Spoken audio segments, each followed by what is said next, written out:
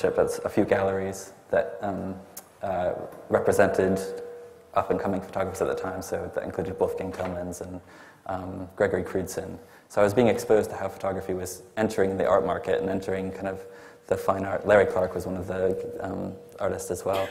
That was at one of the galleries that I was interning at. And so that was a kind of strange shock for me at the time to kind of see how this contemporary work was being integrated into a fine art context. Could you see the difference? I could see. I didn't understand it. I mean, to be perfectly frank, I didn't understand the appeal, or I mean, I could see the relevance in terms of, but I saw it again very much like a. I saw those artists very much as people who were using photography as a tool within fine art. So that debate that's now kind of irrelevant between the photographic artist and the photographer, was something that I was really trying to come to terms with at the same time. Yeah.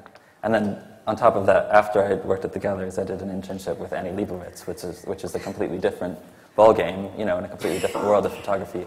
But at the time, people like Annie Leibovitz and Avedon really appealed to me because they were very much harking back to the glory days of kind of glamour photography of the not glamour, but kind of Irving Penn, Snowden.